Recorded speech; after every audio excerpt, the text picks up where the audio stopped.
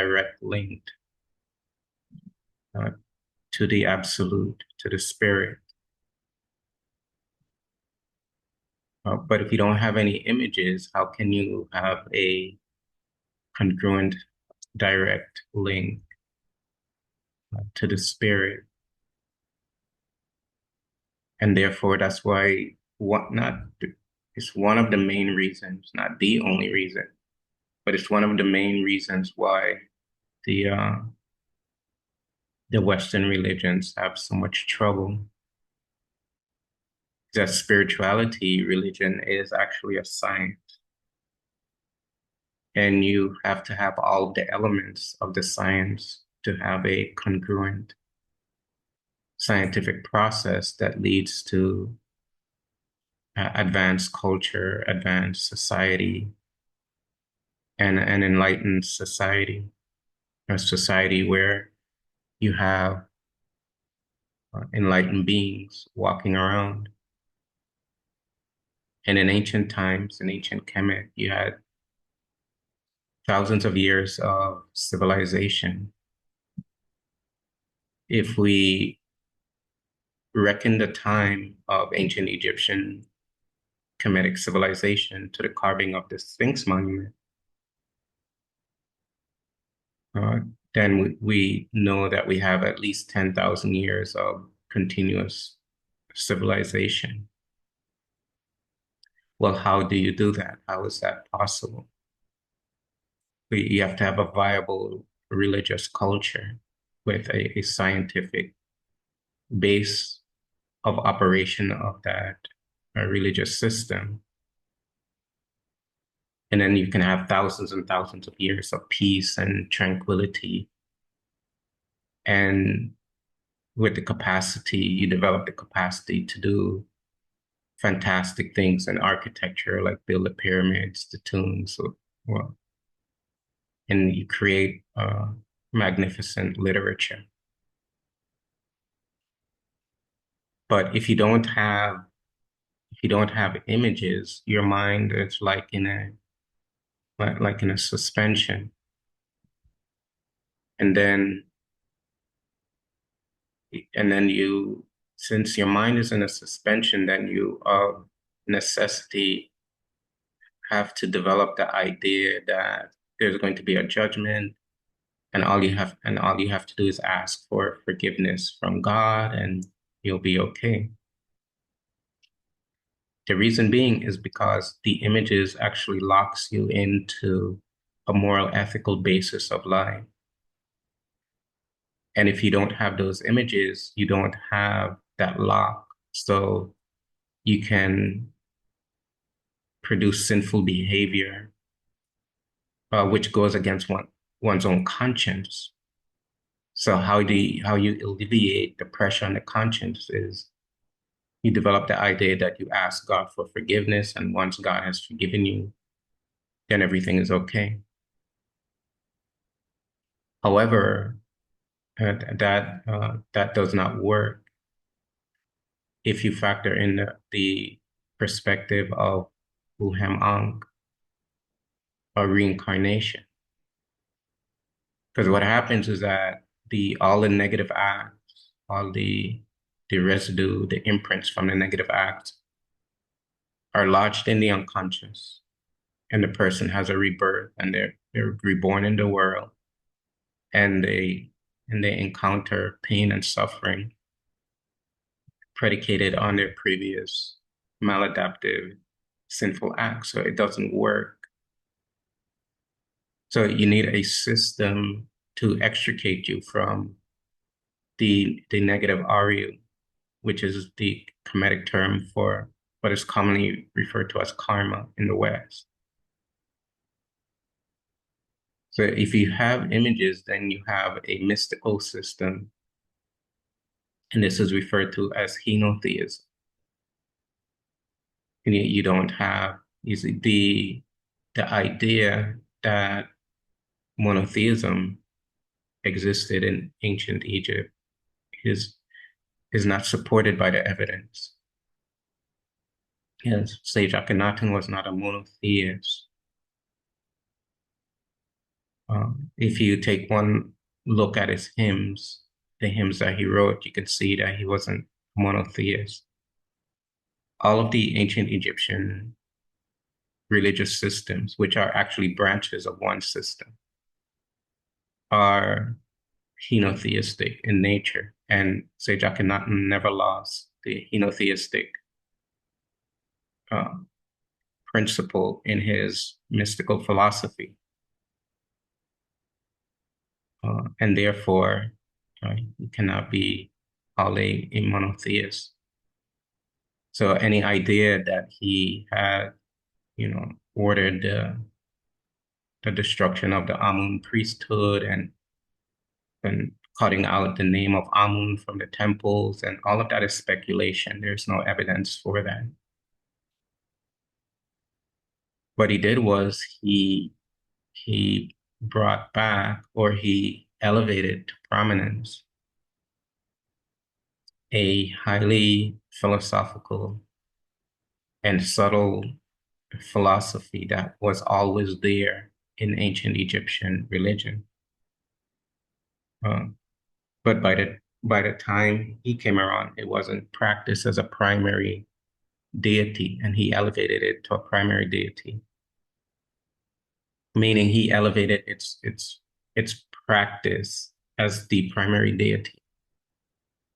Um, and you have because all of the Purdue, all of the pharaohs did the same thing. It just so happened that most of the pharaohs they worshipped Amun or Ptah or Asar, and he chose the Aton.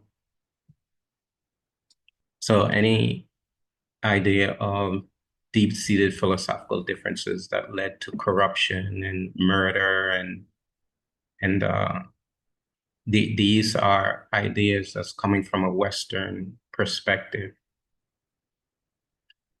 because there is evidence that people who came into Kemet, primarily the Christians, um, performed destruction to the temple. So you can see the destruction, what they did, the physical destruction. If you go there now, starkly in the temple of Luxor, which is dedicated to Amun, and the temple in Philae dedicated to Aset. You can see the damages that they did, the purposeful damages when they were closing down the temples and murdering and kicking out the priests and priestesses, and caused a refugee situation where the indigenous people, started to move out, became scattered, and so forth. And it was said the last time the Christians shut down the temples and has not been reopened. They remain closed because of the same idea, the same monotheistic idea of, you know, not having any images of deities, etc., which is also primary in Islam. And Egypt now today is the main religion that is practiced in Islam. And so that a is like water and oil don't mix. So how can you practice Islam and Shatat Neter in the same place with equal power and it can happen if you have very elevated people, very uh, elevated people, that religions can live side by side with each other. If you have elevated personalities and you have a true civilization. If you don't have that, it'll always be religious contention. This kind of religious contention that was expressed against the ancient Egyptian religion, the Shatat Neter, and amongst themselves, amongst the other monotheistic religions. You don't find that in Shatat Neter religion, ancient Egyptian religion. The reason being is because all of the gods and goddesses are actually related like a family. And so someone can be a practitioner, their main deity is Ptah, and another person, their main deity is Asar. But there are commonalities, there are distinct commonalities and interrelations between the systems because it's essentially one system. So it's highly sophisticated. And each pharaoh, each Ptah, chose a tutelary deity. Because every spiritual practitioner chooses a main primary tutelary deity, realizing, understanding that all of the other deities are related to that deity that is your main one. So therefore, there can be no conflict. And that's what Akhenaten did. So there may have been philosophical uh, philosophical uh, teasing out of what he was doing, but it wasn't based in enmity and anger and resentment and the Amun priesthood against him and he against the Amun priesthood. All of this is imagination and speculation.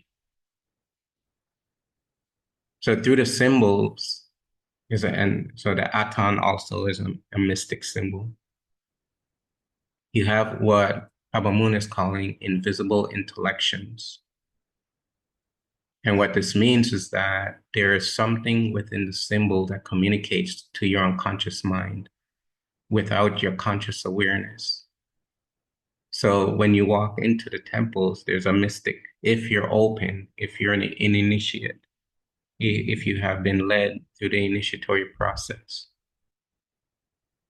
uh, there is uh, and there is a mystic communication between the images and the unconscious mind. And even for people who are not initiates, there is an imprint, there is an effect in the unconscious, but not to the same degree as if you're an initiate. There's a difference. And so if you have many images of gods and goddesses and the community know the primary myth, which is their Saturn resurrection, and they're seeing all the images of the gods and goddesses, and those images with their colors, their forms, their actions that they're performing are creating a mystic communication. There's a mystic communication between the population and the divinities. And so when you have that, the population is the ego of the population is tamed. It's more tame. So you don't have egregious, you don't have mass murders, mass shootings, you don't have these egregious acts that we see in other areas or other cultures because the science of religion is causing a denaturing of egoism. And so when you destroy that, when you break that and you destroy that, then the egoism will be unleashed. And then that's what you see with what's going on in the world today. So that but you can go to Egypt today and you can still experience it to some degree if you're sensitive and if your mind is calm and if you're in a relaxed place, and especially if you go on an initiatory trip with a bona fide and authentic spiritual teacher, something can happen. The point is that you have an invisible communication with your unconscious through the symbols, through the images. So there's a mystic participation of your unconscious with the deities. And this is a kind of not kind of, it is a mystic orientation to the nature of the gods and goddesses, which then leads you to a deeper inner search into one's own nature, where you discover yourself as, the same self nature as the deities. And then that leads you to a pathway to enlightenment. And in that pathway to enlightenment is led by the gods and goddesses. So you need an image of the gods and goddesses to lead you on the path of enlightenment. So if you don't have gods and goddesses, you don't have enlightenment. In other words, you have faith, and within this faith structure, you have corruption, you have war, you have strife, you have murder, you have slavery of Black Africans, and you have a whole cacophony of world issues because of lack, because the science of controlling the inimical nature of ego has been destroyed. So there's nothing to control humanity, to bring humanity to peace and enlightenment and inner fulfillment. So that is what was lost with the closing of the temples and destruction of the ancient Egyptian mystical tradition. That's a great loss to humanity, because now, look how things are, but things have been this way for a long time, at least 2,000 years. So that's what happens when you destroy images. You destroy the connection to divinity.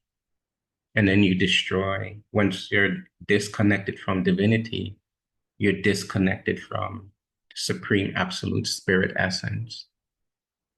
And then that brings calamities, and people cannot be settled, meaning there's always conflict, there's always fighting, and then the very earth itself pays a price for it.